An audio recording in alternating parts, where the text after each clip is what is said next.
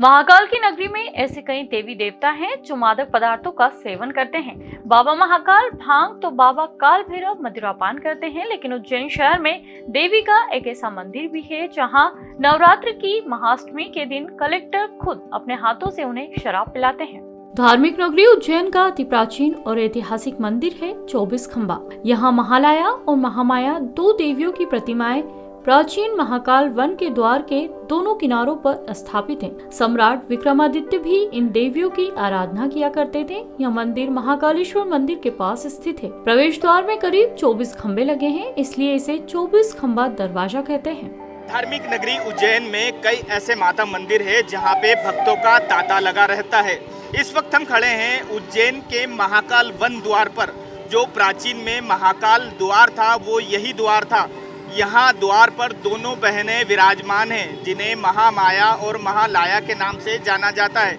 राजा विक्रमादित्य की आराध्य देवी मानी गई है और यहाँ पर राजा विक्रमादित्य द्वारा जो भैंसों की प्रथा थी, भैंसों की जो बलि चढ़ाई जाती थी, वो प्रथा बंद की गई थी। उसके बाद से ही यहाँ पर नगर पूजा की जाती है जो प्रशासन द्वारा की जाती है। उज्जैन कलेक्टर अष्टमी के रोज यहाँ पर अष्टमी के रोज पूजा करते हैं और पूरी 23 किलोमीटर की यहाँ यात्रा रहती है जिसमें शराब का भोग लगाया जाता है।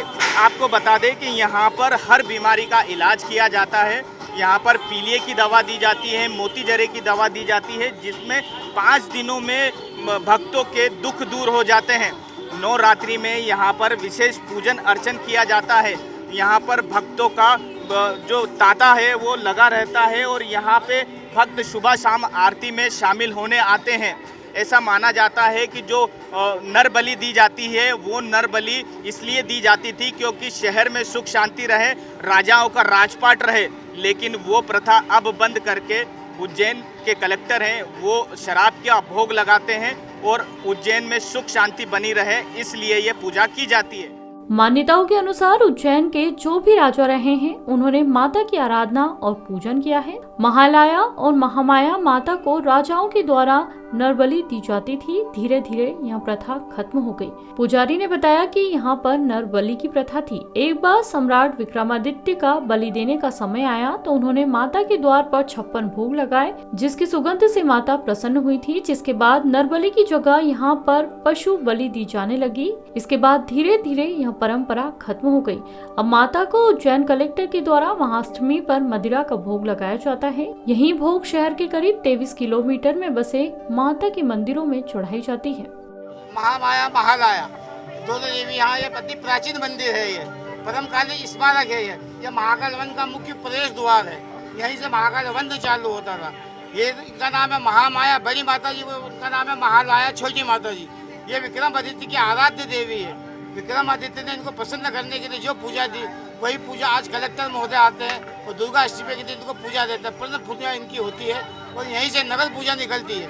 नगर की रक्षा करने के लिए देवी को प्रसन्न किया जाता है और नगर पूजा होती है। प्रथम पूजा इनकी होती है और यहीं से इनको मदिरा का भोग लगता है और उसी मदिरा को एक लोटे में भर के उसमें एक छेद करके नगर पूजा के आगे एक हाथ में जलता है। जब तक पूरी नगर पूजा नहीं होती, जब तक उस लोटे की धार बंद नहीं होती।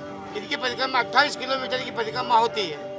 माता की आराधना करने आए श्रद्धालु ने बताया कि कई वर्षों से मंदिर पर आ रहे हैं। यहाँ पर आने से घर में सुख शांति बनी रहती है। वहीं अलाई बलाई भी घर में प्रवेश नहीं करती। इस मंदिर पे जो रोता हुआ आता है वो हंसता हुआ जाता है।